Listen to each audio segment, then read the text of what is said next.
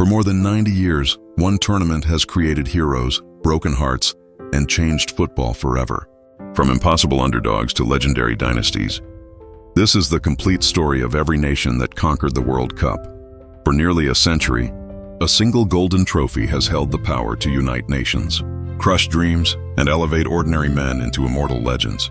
It is the ultimate prize, a tournament where national pride and athletic genius collide on the grandest stage of all. Every 4 years, billions of eyes watch as the world stops to witness history in the making. Winning this tournament is not just a victory. It is the ultimate validation, the crowning achievement that every footballer spends their entire life chasing.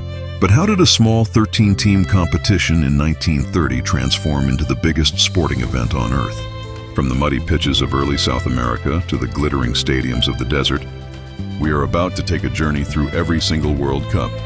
You will witness shocking upsets that silenced entire nations, the rise of unstoppable dynasties and legendary battles that define generations. Are you ready to relive every single triumph, starting with the very first whistle? The story begins in 1930. The host nation was Uruguay, a country chosen to celebrate its centenary of independence. But getting teams to travel was a massive challenge. In an era before commercial flights, European teams had to spend 2 weeks crossing the Atlantic Ocean by steamship. Only 13 countries participated, and there was no qualification process. The tournament was filled with raw intensity, with some players reportedly taking the field wearing work boots. The final came down to an intense South American rivalry between Uruguay and Argentina.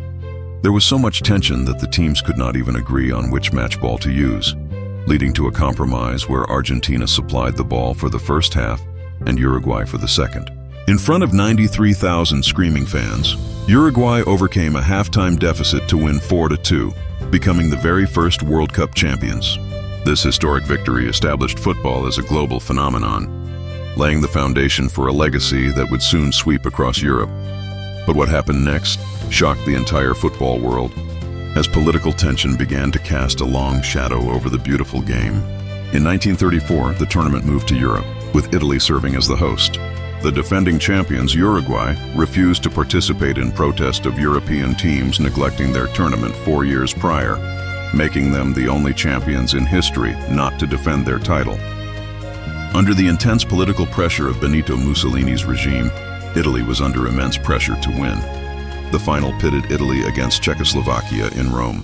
The match was an absolute battle of physical endurance, going into extra time before Italy secured a dramatic 2-1 victory. This triumph was historic because it proved that European nations could dominate the sport, but it also showed how football was becoming deeply intertwined with global politics. Just when fans thought they had seen everything, the tournament returned in 1938 with even higher stakes. Hosted by France, this World Cup took place under the dark clouds of an impending world war. Italy's legendary manager, Vittorio Pozzo, allegedly received a telegram from the Italian government before the final that read, "Win or die." Whether literally true or highly symbolic, the pressure on the Italian squad was unimaginable. They faced a formidable Hungary team in the final. Through tactical brilliance, Italy triumphed 4-2 in Paris. This victory cemented Italy as the first back-to-back champions, a feat that seemed impossible at the time. Yet, just as football was reaching these incredible heights, the outbreak of World War II would halt the tournament for 12 long years, leaving fans to wonder if the World Cup would ever return. No one could have predicted what was about to happen when the tournament finally returned in 1950. Brazil hosted the event, desperate to showcase their footballing passion to the world. In a unique twist, this was the only World Cup in history that did not feature a traditional knockout final, instead relying on a final 4-team group stage to decide the winner. However, the final match of the group between Brazil and Uruguay functioned exactly like a final. Brazil only needed a draw to win the trophy, and the entire nation was already celebrating. Newspapers had printed victory editions, and over 170,000 fans packed the Maracanã Stadium. But what followed is still remembered as the greatest tragedy in Brazilian football. Uruguay shocked the world by coming from behind to win 2-1, silencing the massive stadium in a moment known forever as the Maracanazo. Uruguay reclaimed their crown, proving that in football, no victory is guaranteed until the final whistle. But how could any country recover from a tragedy of this magnitude? The answer lay in the 1954 tournament hosted by Switzerland. This was the first World Cup to be televised, bringing the drama of the pitch into living rooms across Europe. The clear favorites were Hungary's mighty Magyars, an unstoppable team that had gone undefeated for 4 years and had already destroyed West Germany 8-3 in the group stage. Unbelievably, the two teams met again in the final. Within 8 minutes, Hungary was already leading 2-0. But then, the impossible happened. In heavy rain, the West Germans fought back with relentless determination, scoring a late winner to triumph 3-2 in what is now immortalized as the Miracle of Bern. This victory was monumental, as it provided a fractured post-war West Germany with a sense of national pride and rebirth, changing the country's relationship with the sport forever. And this is where football history changed forever, as a young boy from South America arrived to claim his throne.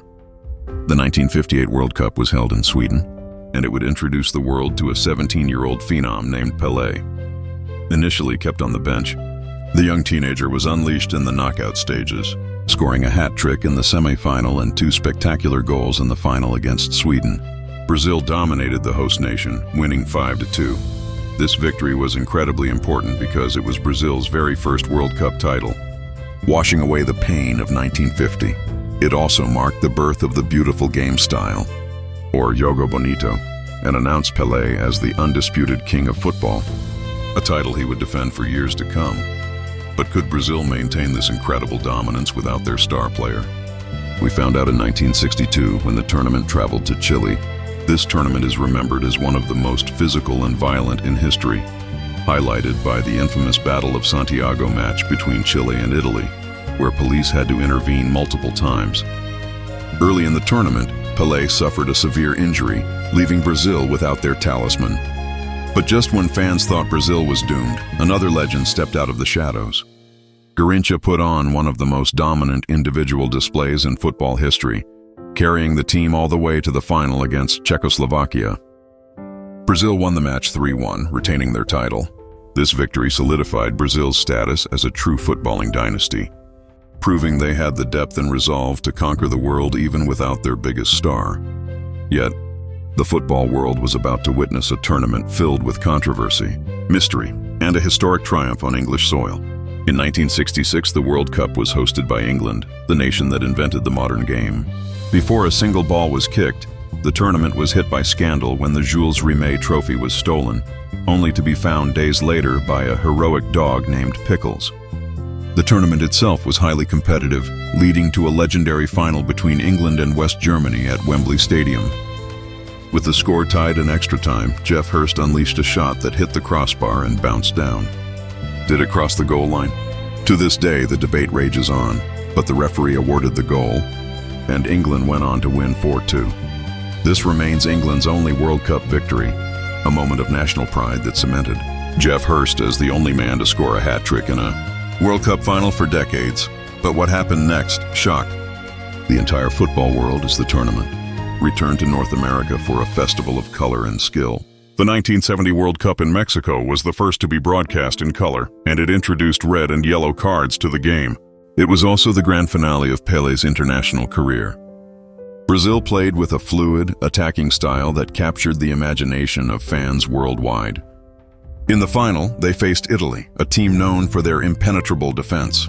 But Brazil's attack was simply unstoppable, culminating in a beautiful team-constructed goal, finished by Carlos Alberto to secure a 4-1 victory. Brazil became 3-time champions, keeping the Jules Rimet trophy permanently. This victory is widely regarded as the pinnacle of footballing perfection, establishing that 1970 Brazilian team as perhaps the greatest squad to ever play the game. Subscribe now, so you don't miss part 2. The story is only getting started. Maradona, Ronaldo, Zidane, and football's greatest moments are coming next. Leave a like and comment if you're ready for the next parts.